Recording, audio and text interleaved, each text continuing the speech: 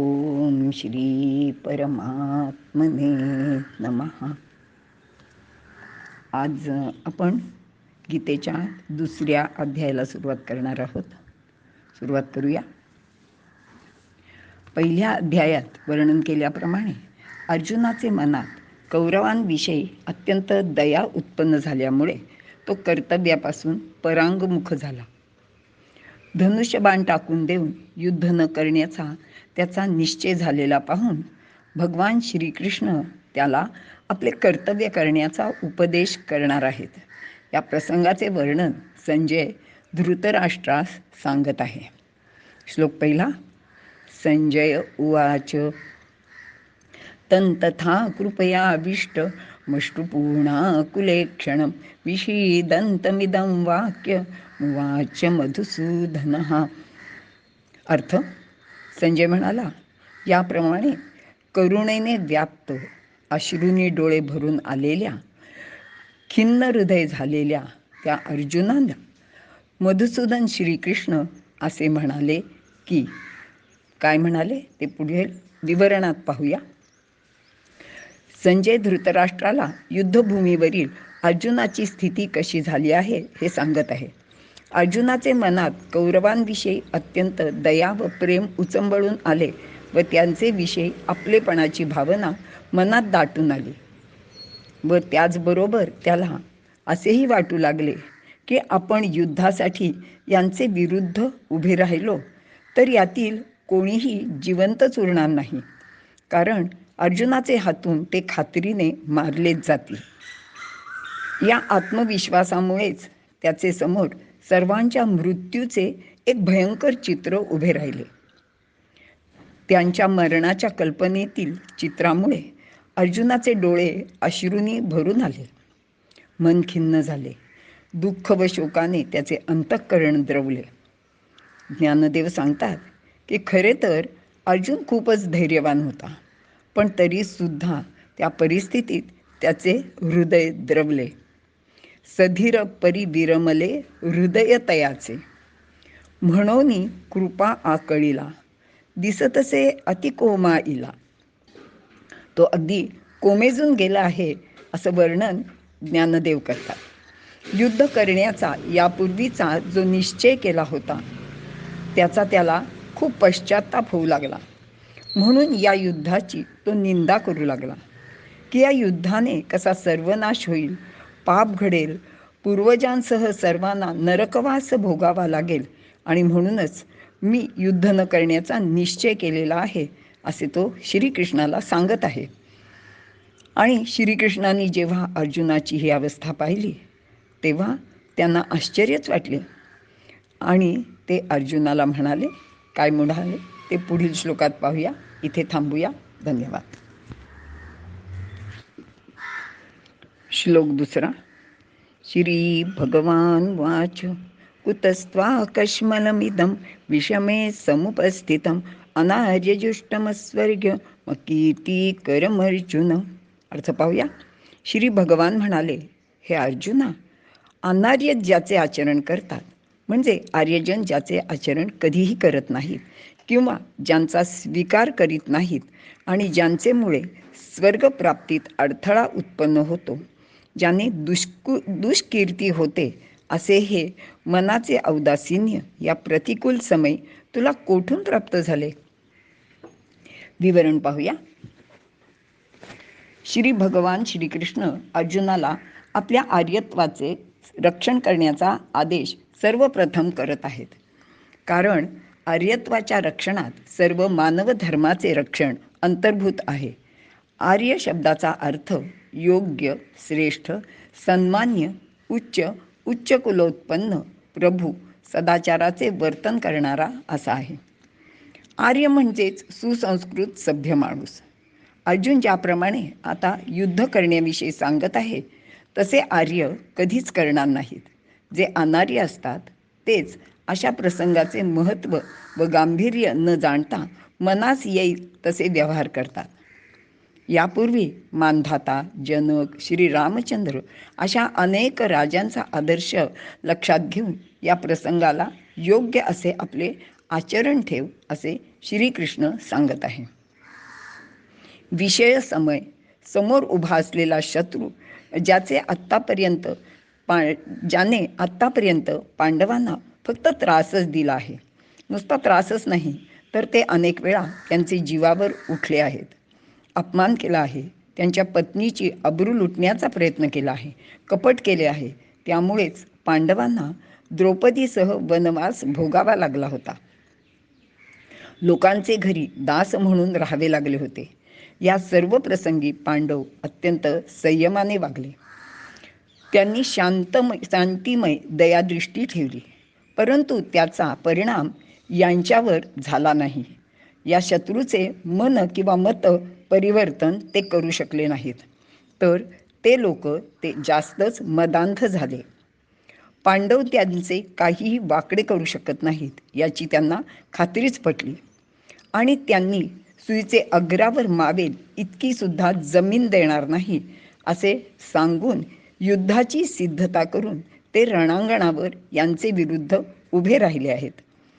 त्यांचे बरोबर शांतीचा सन्मान्य समझोता होणार नाही याची खात्री पटल्यावरच सर्व पांडव युद्धासाठी सज्ज झाले आहेत.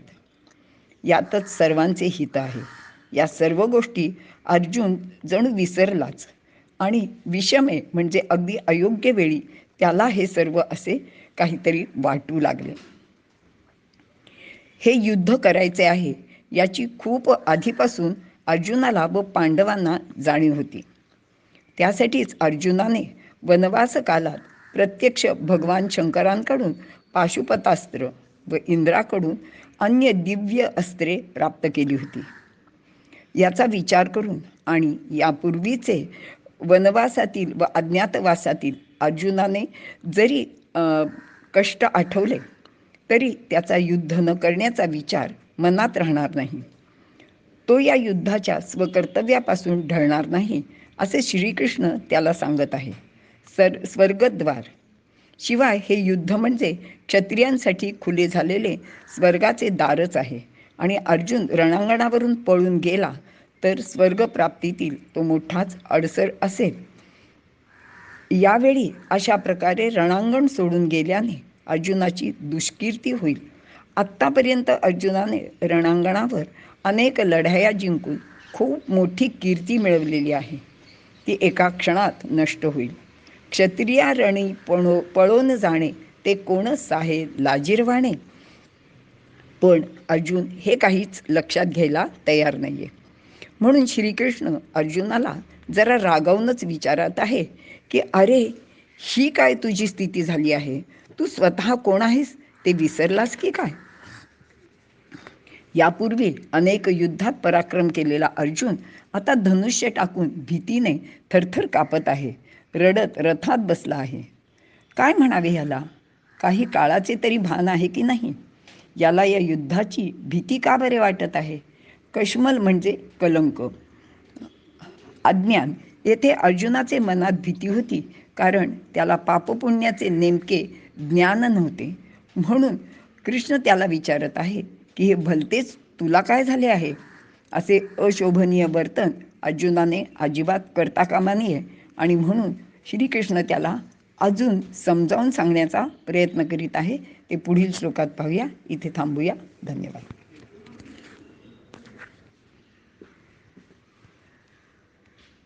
नमस्कार.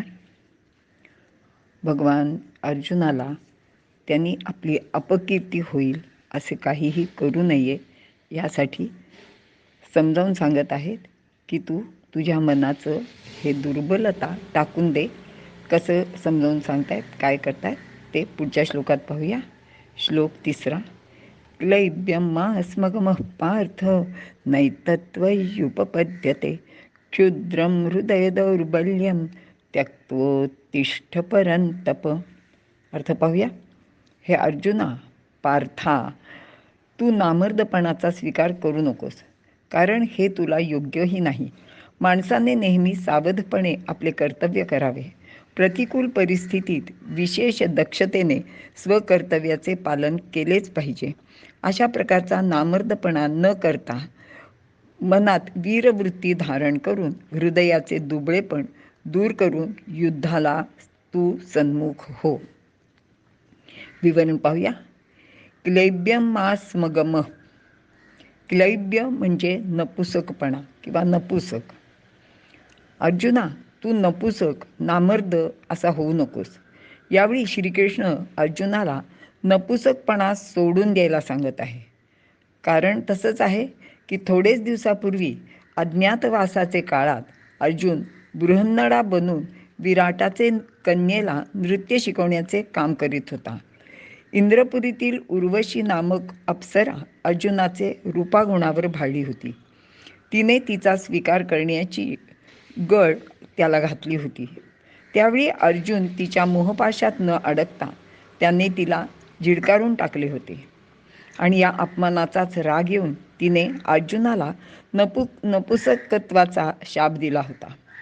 मात्र इंद्रकृपेने तो काही काळापुरताच मर्यादित होता आणि हे जरी खरे असले तरी त्याचा परिणाम अर्जुनाचे मनात शिल्लक राहिला आहे असे भगवंताला वाटू लागले.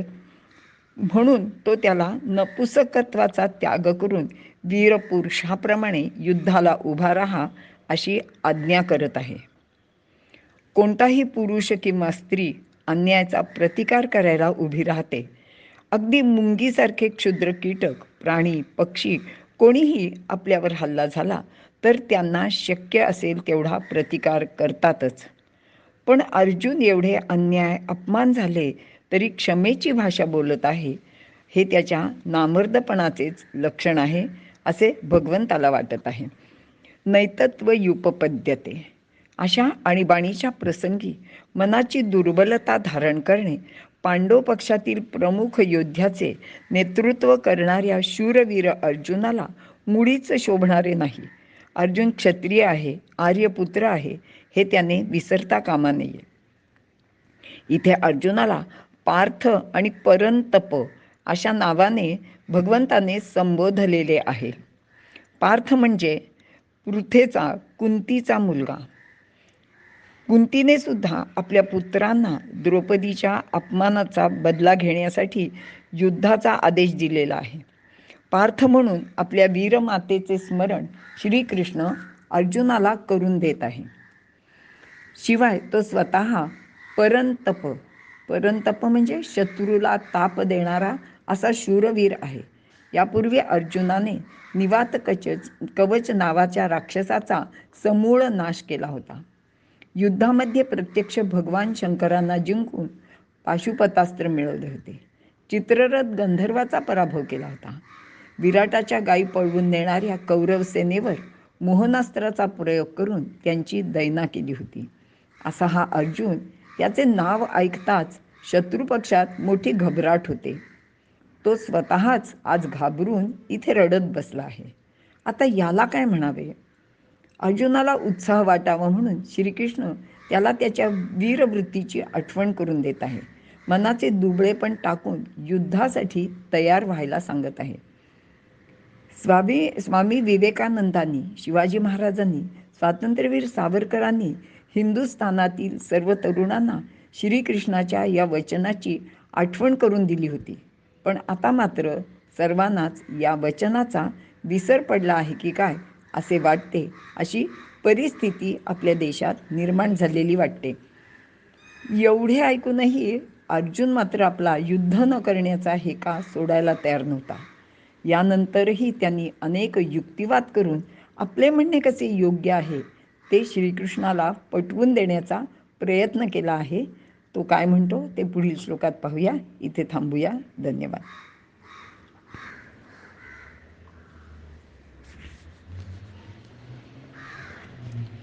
श्लोक 4.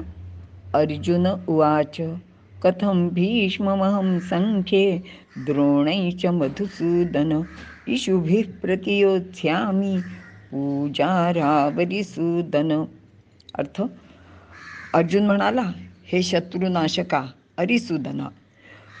मधुसूदना म्हणजे मधुदैत्याचा नाश करणारा, पूजनीय, वंदनीय असे जे द्रोणाचार्य व भीष्म यांचेशी मी प्रतिपक्ष शत्रू म्हणून बाणांनी युद्ध कसे काय करू, यांच्यावर शत्रू म्हणून बाण कसे काय सोडू. विवरण पाहूया. अर्जुन इथे श्रीकृष्णाला मुद्दामच मधुसूदन आणि अरिसूदन अशी संबोधने करत आहे. याचा उद्देश असा आहे की श्रीकृष्णाने सर्वांना त्रास देणाऱ्या, दुष्ट स्वभावाच्या व अधर्माचे आचरण करणाऱ्या राक्षसांना ठार मारले आहे. परंतु येथे अर्जुनासमोर पितामह भीष्म, ज्यांनी अर्जुनाला लाडाकोडात वाढवले आहे, आणि आचार्य गुरु द्रोण, ज्यांनी संपूर्ण धनुर्विद्या अर्जुनाला शिकवून सर्वश्रेष्ठ धनुर्धारी बनविले आहे, हे दोघेही अर्जुनावर खूप प्रेम करणारे असून ते त्याचे हितचिंतकही आहेत. त्यांना कसे मारावे असा अर्जुनाचा प्रश्न आहे.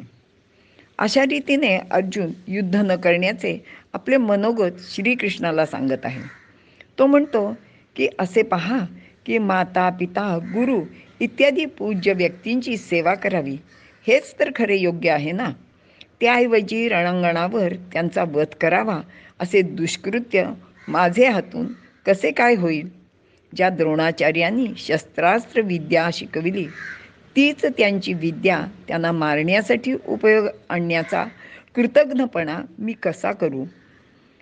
ते तर दयेचा सागर आहेत, विद्येचा महानिधी आहेत, अनेक गुणांची खाण आहेत. अशा गुरूंना गुरुदक्षिणा द्यायची सोडून त्यांचा वध कसा करावा? आणि ते करणे कदापि योग्यही होणार नाही. ज्यांनी लहानपणापासून आमच्यावर पुत्रवत प्रेम केले, त्या पितामहांचा वध मी कसा करू? यांना मारून जे राज्य मिळेल, जे सुखोपभोग प्राप्त होतील, ते सुखदायक असणार नाहीत.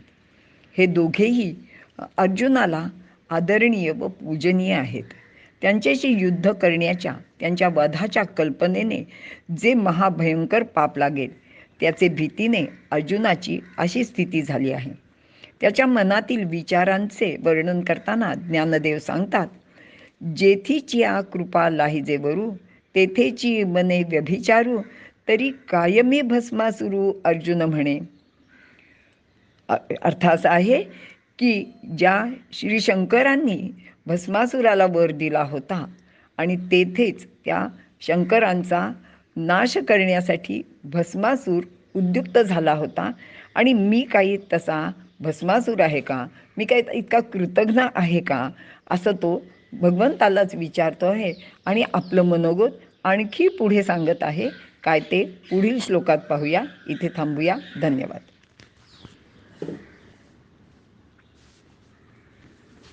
श्लोक 5.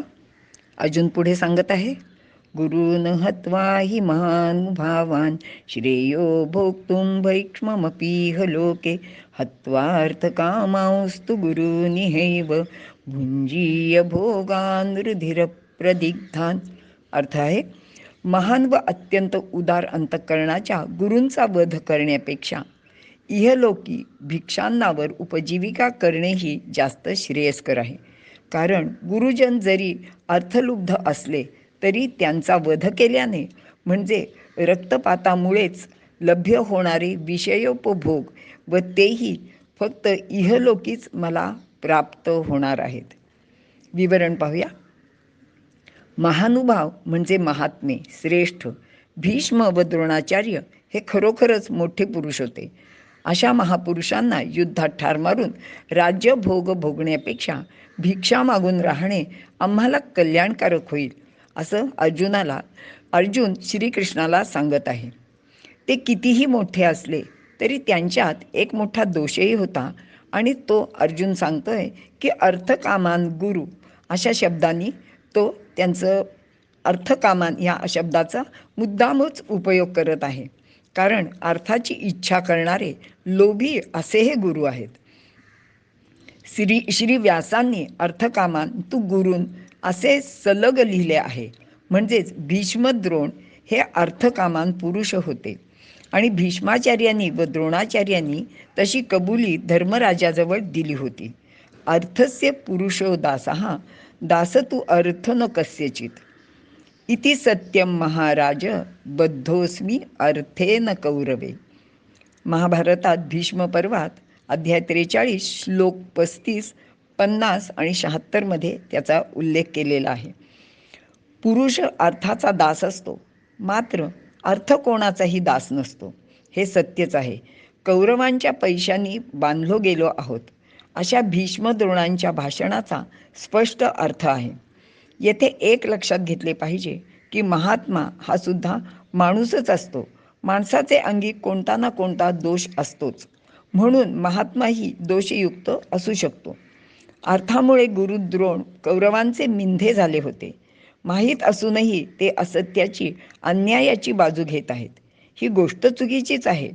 अर्थाने मिंधे असणे हा दोष वधार्ह निश्चित नाहीये, असं अर्जुनाला वाटत होतं.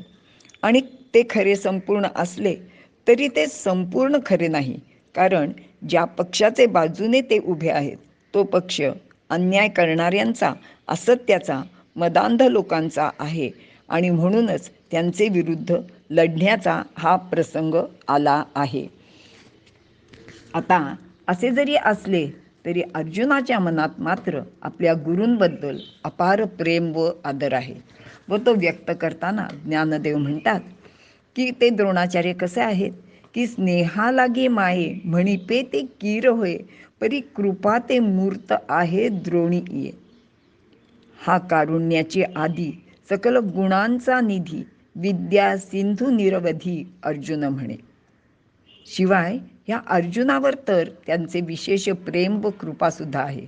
ते खरेही होते, कारण द्रोणाचार्यांनी अश्वत्थाम्यापेक्षा, स्वतःचे मुलापेक्षा जास्त गोष्टी अर्जुनाला शिकवल्या होत्या आणि म्हणूनच अशा गुरूंचे समोर शत्रू म्हणून उभे राहायला अर्जुन तयार नव्हता. त्यांना मारून मिळणारे राज्यसुख हे त्यांचे रक्ताने माखलेले असेल, ते उपभोगणे पांडवांना, विशेषतः अर्जुनाला शक्य नव्हते. म्हणून तो श्रीकृष्णाला सांगतोय, यांना मारून राज्य मिळवण्यापेक्षा भिक्षा मागून वनात जाऊन राहणे जास्त चांगले आहे, ते श्रेयस्करही आहे. अर्जुन एवढे सगळे श्रीकृष्णाला सांगताय, पण भगवंतांनी त्याच्या बोलण्याकडे लक्ष दिले नाहीये आणि म्हणूनच अर्जुन त्याला पुढे अजून काहीतरी सांगतो आहे. ते पुढील श्लोकात बघूया. इथे थांबूया. श्लोक 6.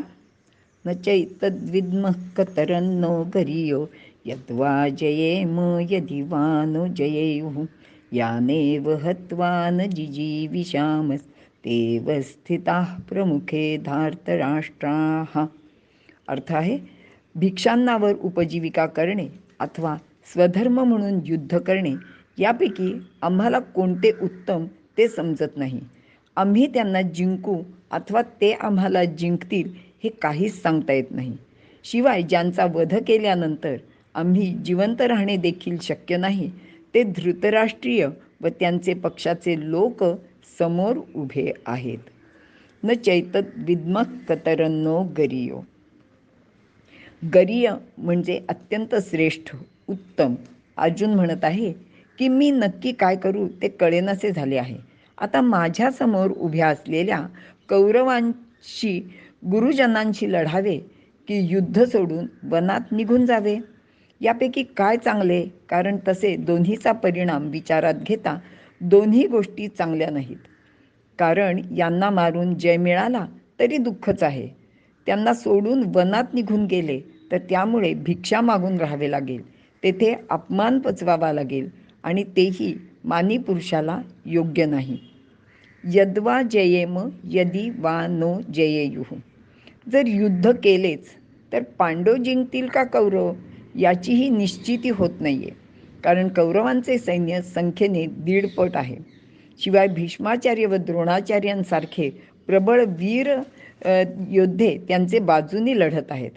येथे अर्जुनाला आपल्या बळापेक्षा, पराक्रमापेक्षा भविष्याची चिंता जास्त वाटते, कारण उद्या काय होईल ते कोणीच सांगू शकत नाही. अशा अनिश्चिततेचा अनुभव पांडवांनी यापूर्वी घेतलेला आहे. लाक्षागृह, द्यूतप्रसंग आणि म्हणूनच भविष्याची अनामिक भीती अर्जुनाचे मनात आहे.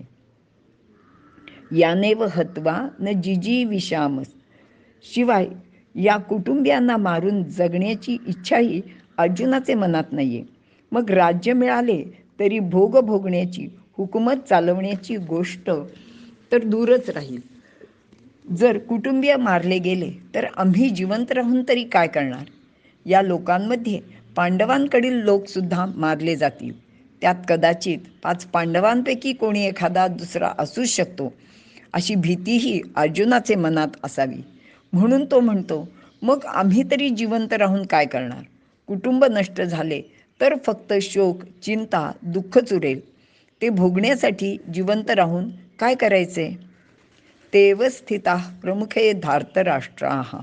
ज्यांना मारून आम्ही जिवंत राहू इच्छित नाही, तेच धृतराष्ट्राचे संबंधी लोक आमच्यासमोर युद्धासाठी उभे आहेत. धृतराष्ट्राचे संबंधी सर्व लोक पांडवांचेही आप्तेष्टच आहेत. कौरव तर त्यांचे कुटुंबीयच आहेत. या सर्वांना मारून आमच्या जगण्याचा धिक्कार असो. अशावेळी काय करावे तेच कळत नाही. अशा आपल्या कर्तव्याचा निर्णय करण्यास आपणाला असमर्थ समजून अर्जुन व्याकुळतेने भगवंताला प्रार्थना करीत आहे. येथे एक लक्षात घेतले पाहिजे की अर्जुनाने जे वरील चित्र उभे केले आहे ते धृतराष्ट्राने संजयाकरवी याच पूर्वी त्याचे समोर उभे केले होते. अर्जुनाच्या मनावर त्याचा चांगलाच परिणाम इथे दिसून येतो आहे. अर्जुन भगवंताला काय विनंती करतो ते पुढील श्लोकात पाहूया. इथे थांबूया. धन्यवाद.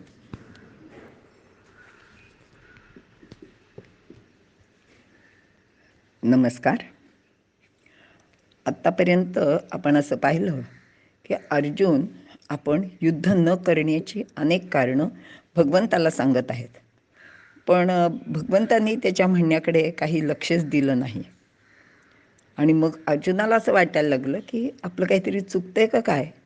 आणि मग त्यांनी थोडीशी आपली भाषा बदलली, आपला रोख बदलला आणि तो भगवंताला विनंती करू लागला. आता त्यांनी काय विनंती केली ते आपण या श्लोकात पाहूया. श्लोक 7. कार्पण्यदोषोपहतस्वभावः पृच्छामि त्वां धर्मसम्मूढचेताः यच्छ्रेयस्यान्निश्चितं ब्रूहि तन्मे शिष्यस्तेकं शाधि मां त्वां प्रपन्नम्. अर्थ पाहूया.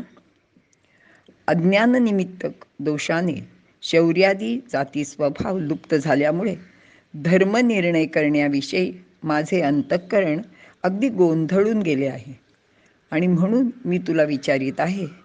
तर निश्चित असे श्रेय असलेले साधन तू मला सांग.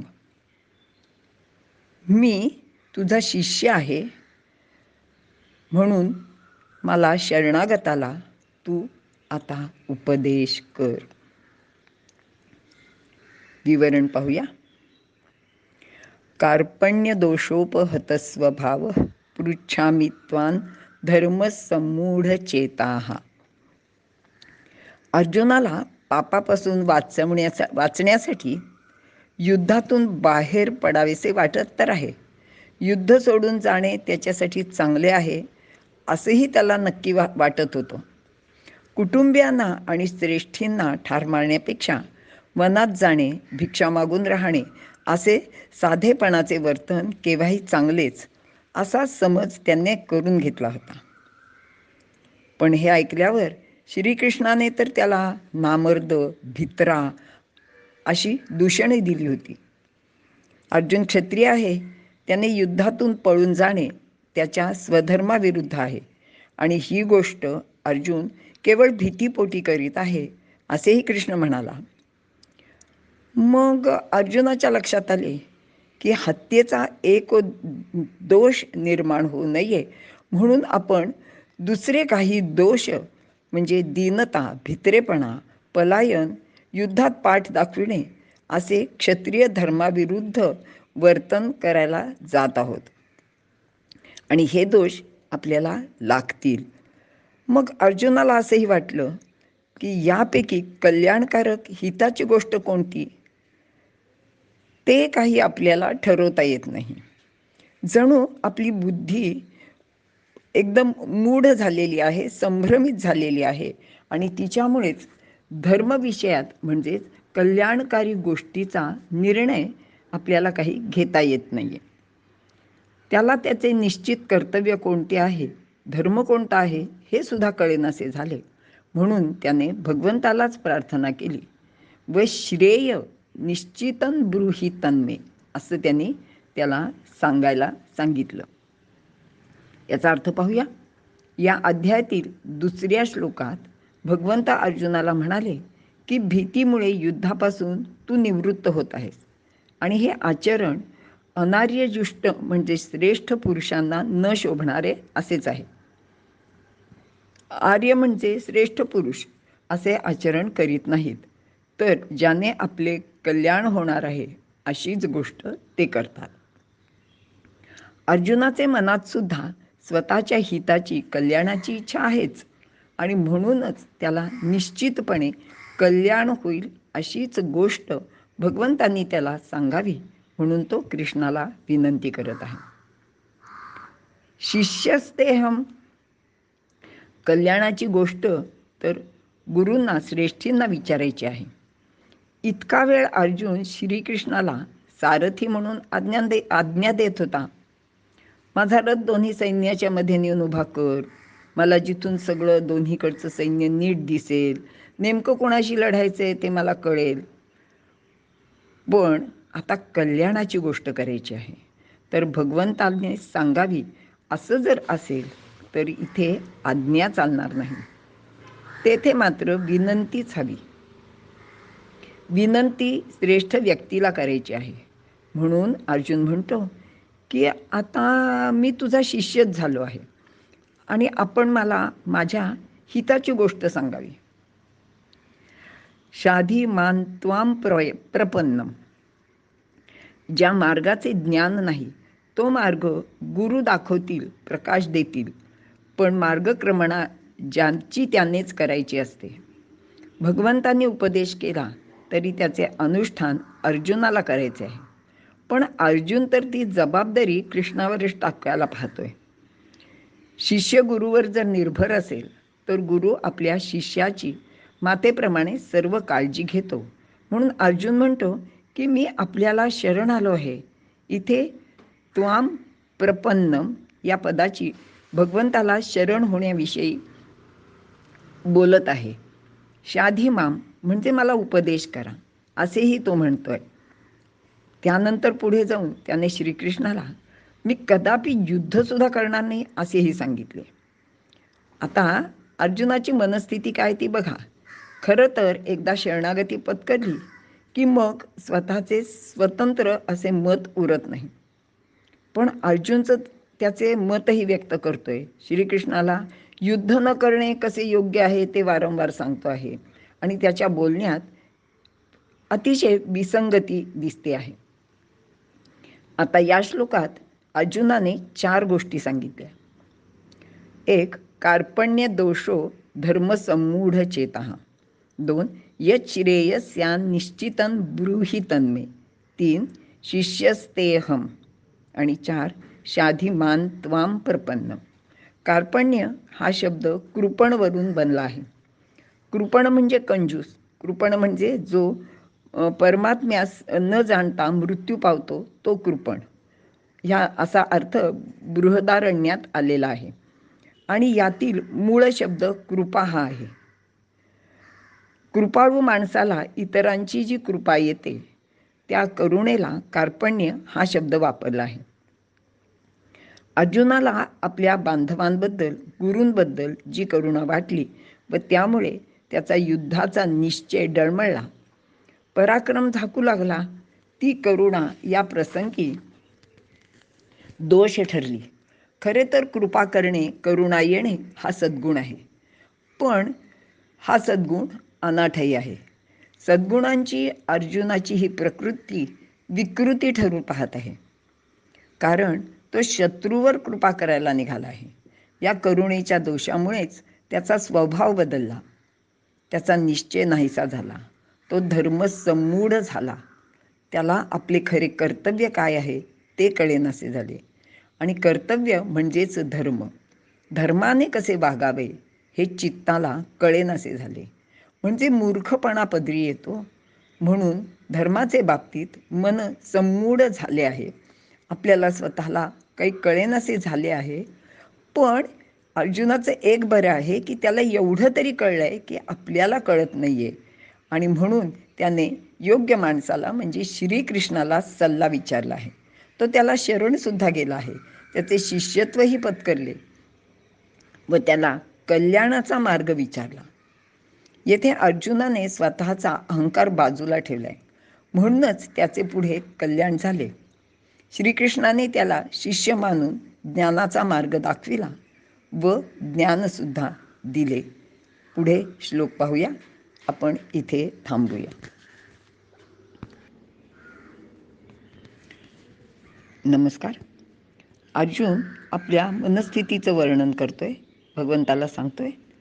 श्लोक 8. नहि प्रपश्यामि ममापनुद्यात् यच्छोकमुच्छोषणमिन्द्रियाणाम् अवाप्य भूमावसपत्नवृद्धं राज्यं सुराणामपि चाधिपत्यम्.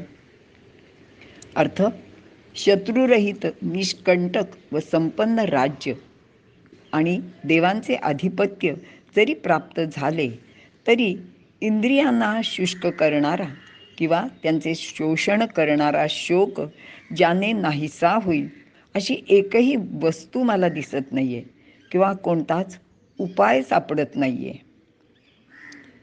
विवरण पाहूया. सपत्नी म्हणजे सवत, सहपत्नी दुसरी पत्नी. ही दुसरी असल्याने पतीच्या संपत्तीत तिचा वाटा असतो. ती हक्काने आपली वाटणी घेते. असपत्नम राज्यम म्हणजे वाटणी नसलेले निष्कंटक राज्य. अर्जुन श्रीकृष्णाला सांगत आहे की धनधान्याने संपन्न व निष्कंटक राज्य प्राप्त झाले तरी माझा शोक दूर होणार नाही. सुराणामपि चाधिपत्यम. या पृथ्वीवरील राज्य तर सोडूनच द्या, पण इंद्राचे किंवा देवांचे दिव्य भोग असणारे राज्य जरी प्राप्त झाले तरी हा शोक, दाह, चिंता दूर होऊ शकत नाही. पहिल्या अध्यायात अर्जुन म्हणतो की मला विजयही नको आणि राज्यही नको, पण त्यांचे सुखही नको. कारण ज्यांचे सुखासाठी राज्य मिळवायचे तेच मृत्यूला सन्मुख झाले आहेत. इथे म्हणतो आहे की निष्कंटक समृद्ध राज्य किंवा स्वर्गाचे अधिपत्य मिळाले तरी हा शोक जाणार नाही, कारण राज्य मिळून कल्याण होईलच असे काही नाही. नहि प्रपश्यामि ममापनुद्यात् यच्छोकम उच्छोषणमिंद्रियाणाम.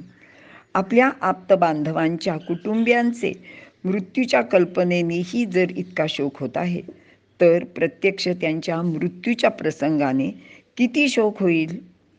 जर राज्यप्राप्तीसाठी हा शोक असता तर तो मिळाल्यानंतर तो कमी होईल, पण कुटुंब नाशाचा शोक राज्य मिळाल्याने कसा काय कमी होणार. उलट तो वाढेलच, कारण युद्धात सर्व मारले गेले तर ते राज्य कोण उपभोगणार. अशा प्रकारे दिशाहीन स्थिती झालेला अर्जुन श्रीकृष्णाला त्याच्या हिताचा मार्ग विचारत आहे. तो काय पुढे भगवंत त्याला काही उपदेश करणार आहेत आणि हा सगळा प्रसंग संजय धृतराष्ट्राला सांगत आहे. काय ते पुढील श्लोकात पाहूया. इथे थांबूया. धन्यवाद.